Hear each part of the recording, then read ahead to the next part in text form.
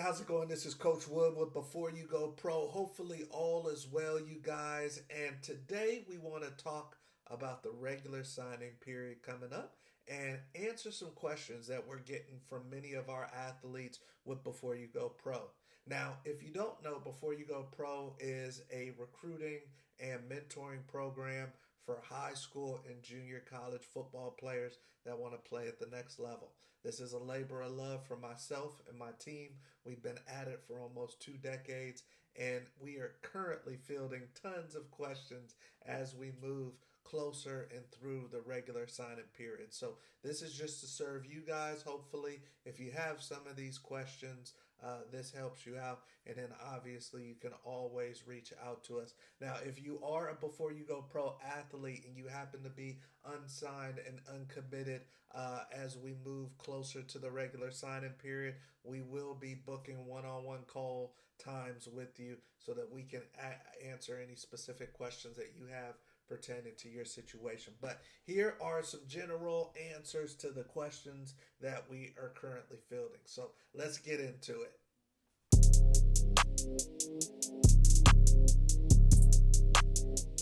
Question number one, you guys, that we are getting all the time during this time of year. We've already passed the early signing period. Now we're embarking upon the regular signing period opening up. And many athletes that don't have what they want or don't have anything at all are asking the question, is there still time?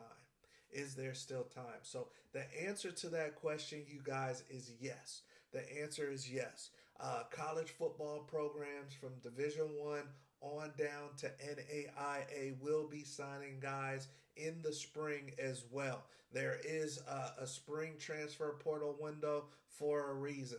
There are kids that are going to leave the program because they don't like the program anymore, or they feel they don't have a future there. There's going to be kids who get pushed out of the program. There's going to be kids that can't finish right academically, or maybe they did something socially. Those roster spots are not going to go unfilled.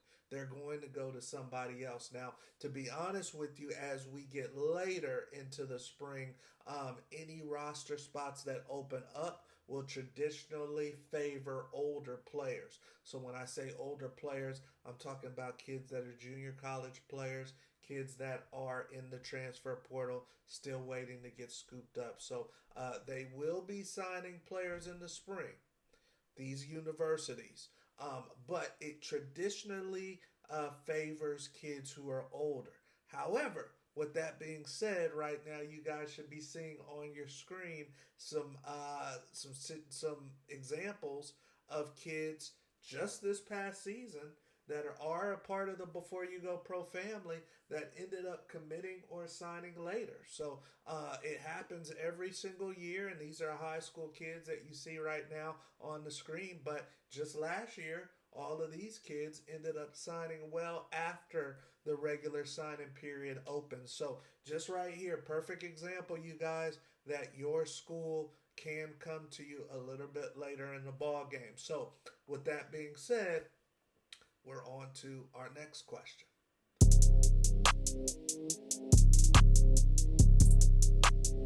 The next question that most people ask is, how do I know if I should commit? How do I know if I should commit to a school that I've already got an offer to? You guys, all of you are individual contractors. All of you guys are individual contractors, which means that you need to look at your situation individually. Just because your friend is jumping in the transfer portal doesn't mean you should jump in the transfer portal. Just because your friend is committing doesn't mean you should commit. The first thing that we advise all of our Before You Go Pro athletes to do is write out a list of the things that they're looking for from a university on the football side of things, and then also on the academic and the social community side of things. If you have a school that is checking the boxes, there's no reason to wait on the sideline. You should commit if you have a school that's checking the boxes. Now, maybe you thought you were going to a Division I FBS program, and maybe it's an FCS program that's offered you, or a D2 school that's offered you, and now they're starting to put pressure on you. They're starting to put pressure on you to commit. Maybe you feel like you're a D2 athlete and all you have is a D3 offer, and they're starting to put pressure on you to commit. Should I commit, Coach Wood? I'm fearful that if I don't commit, there may not be anything else coming my way. Well, that fear will be alleviated, you guys, if you have a list of wants and things that you're looking for from your college experience. If you're looking at your list and the school doesn't check any of the boxes or barely checks any, maybe they check one, location or something, but nothing else is checked, then that's not a school that you should commit to. You already know that it's not checking your boxes. If you commit to that school, you're committing out of fear. Okay? And nothing good comes from fear. So you have to have a strategy, because that school that you don't commit to may very well go choose somebody else. You have to be prepared for that. You have to be willing to lose that potential opportunity. But if it doesn't stack up to what you are looking for anyway, then why commit out of fear? Something bigger and better is going to come. Those kids that we showed you that committed late or signed late with programs, there were other kids that those schools would have took too, but those kids were already signed. There's a couple of them I'm thinking of specifically. One went to another university. He could have went to a higher university if he would have been a little bit more patient. The other one went to a junior college, committed to a junior college early, and he could have went to FCS Morehead State if he would have been a little bit more patient. Now he's in junior college fighting for possibly the same level of opportunity. Okay? So, you guys, if you should commit, that's all based off of your individual situation. Is the school checking enough boxes to make sense for me to commit? Okay, so you guys need to have a thorough list of some of the things you're looking for from a university. If they're not checking enough of the boxes, then I wouldn't commit, and I would strategize to get more options on the table, or maybe look at a junior college or a prep school. Okay?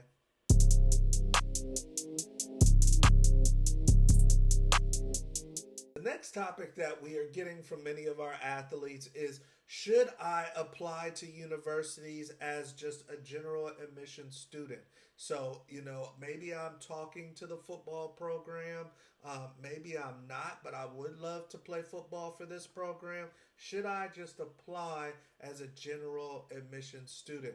My counselor at my school is asking me to apply to school. Should I apply? So the answer to that, you guys, is yes. You should get an evaluation on your film and your GPA, your transcripts, and you need to be realistic with the schools you apply to. Now, if you apply to a school and there's no funding attached to it, no athletic scholarship, academic scholarship, anything like that, then of course, if you attend this school, you'll be paying out of pocket most likely. So it needs to be a realistic school that your family could pay for as well, the schools that you apply to.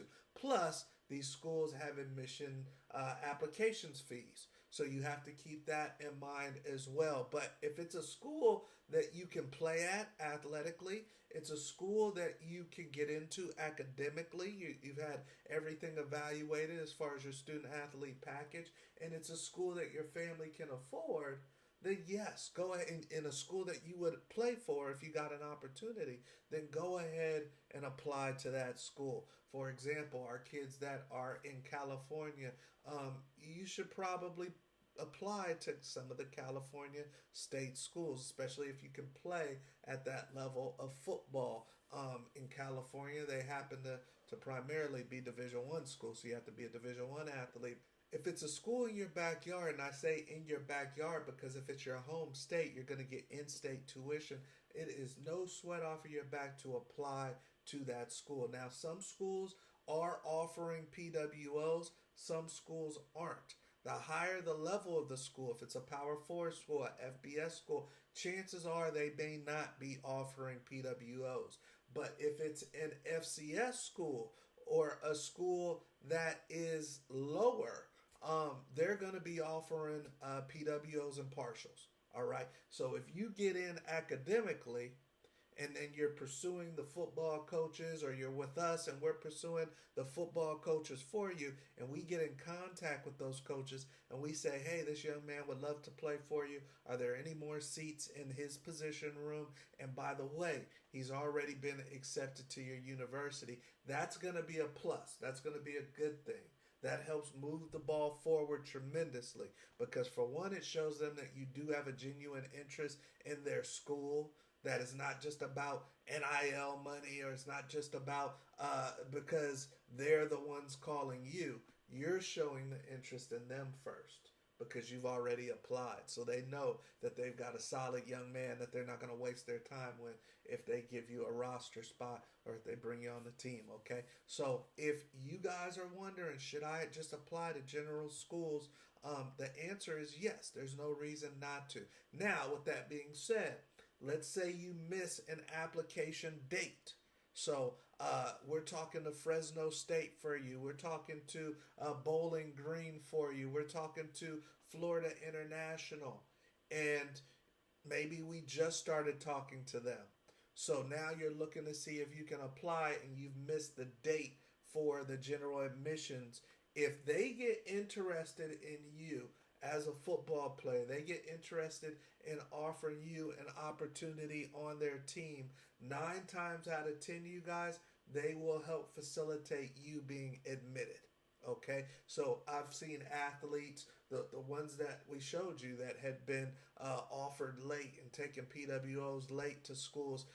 They either had to have a special portal opened up where the school called them and said, hey, we're opening up a special admissions portal for you. Here's the link. Let us know when you finish, because we're going to shut it down after you finish your application. Or the football department totally took the steering wheel and handled everything. They got the kid's transcripts. They handled everything as far as that kid being admitted. But those are schools that actively wanted that kid on the team. And it was after the deadline for general school admissions. They made the maneuvers happen so that we could get those kids into school. All right. Now, if they don't really want you on the team, they may not do that. All right. So I'm talking about schools that still have their admissions portals open, and you're wondering, hey, I kind of like Morgan State. I would play there if I got an opportunity, and I know coach is reaching out to them, or maybe I've been reaching out to them, or hey, I like San Diego State. I would play there if I got an opportunity. It's in my hometown state. It's right in my backyard. My parents can afford. Then go ahead. Go ahead and apply to those schools.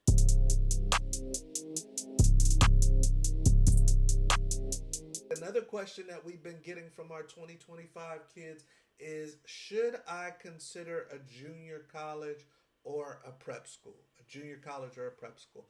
And once again, you guys, it has to be right for your individual situation. If you're not getting what you're looking for out of high school, then maybe you do want to consider a junior college or a prep school. But guess what? You should do the same due diligence that you're doing for the universities.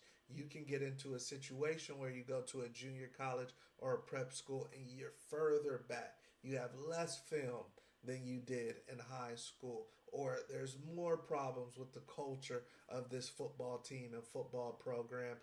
And now I'm not even liking football anymore.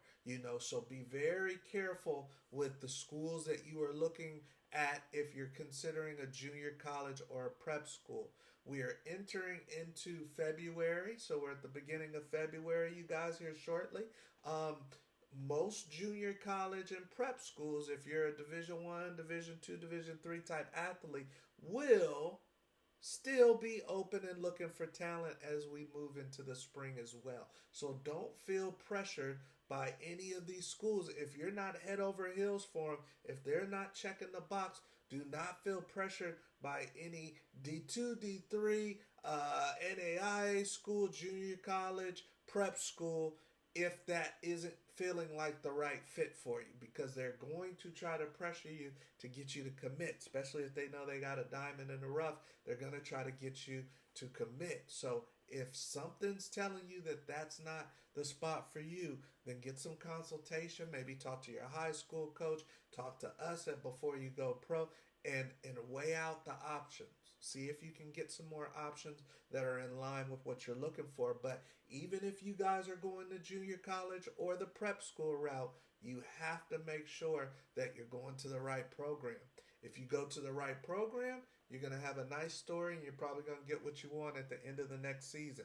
If you go to the wrong program, then you may be further behind. And you definitely don't want that. So definitely get some consultation about what junior college, what prep schools to consider.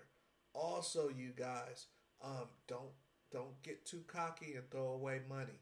If you have someone that's offered you something, get some consultation to decide if it's a school that you may want to turn down. You may want to tell them thanks, but no thanks. Also, keep this in mind, you guys. The football industry is a good old boy small industry. It seems big at times, but it's a very small industry. There's a lot of 6 degrees of separation. There's a lot of movement within the industry.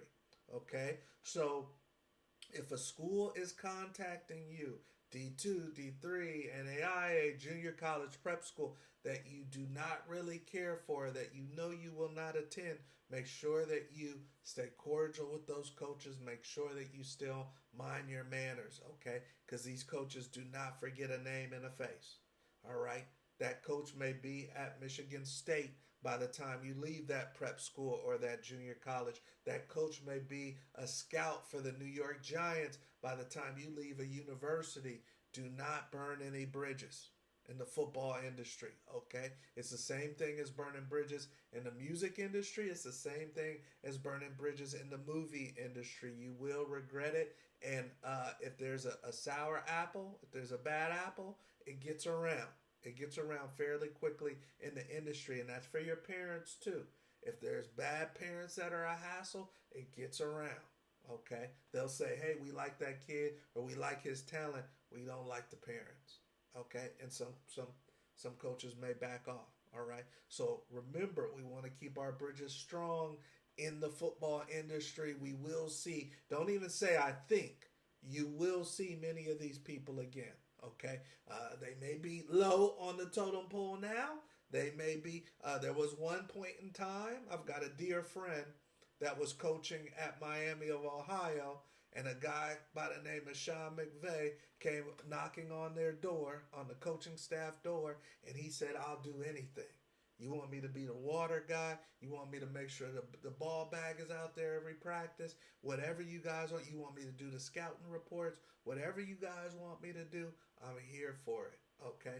And now that guy banging on the door looking for an opportunity is the head coach of the LA Rams, Super Bowl champion coach. All right, down in history.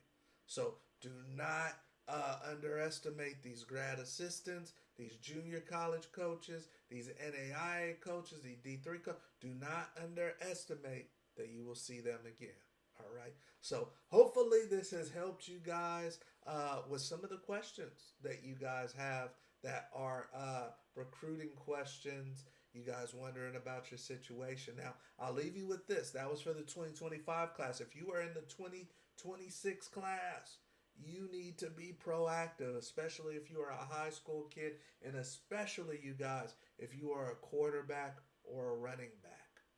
A lot of the schools that we've been talking to over the last couple of years, we've seen a dramatic shift where they're talking to us less and less about high school athletes. So we fight, scratch, and claw for all of our athletes, and we stay with our before you go pro athletes even once they go off to college, because we know there's twists and turns in their career. So we want to be there for it all. But if you're not with us, you have to, and you're in the class of 2026, you have to keep in mind what coach is saying. There's limited spots. There's limited spots, okay? Especially if you are a quarterback or a running back. So be proactive. Make sure that you go to the right camps and combines and showcases. As far as camps, look at the previous class.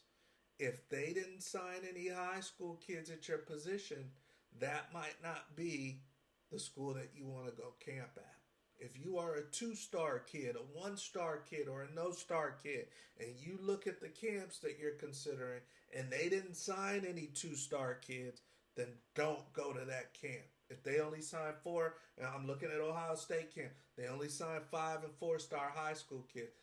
Don't, and I'm a 2-star or a 1-star or no star. Do not go to Ohio State camp. Okay? So you guys be very mindful of the camps you go to. I went to the University of Colorado and played there and was up there for 5 years. I don't think I would have been recruited by the University of Colorado if I was coming out of high school today. Okay?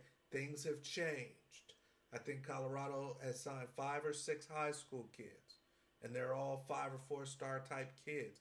If you're not a 5 or a 4-star type kid, then why go to Colorado camp if you're in high school?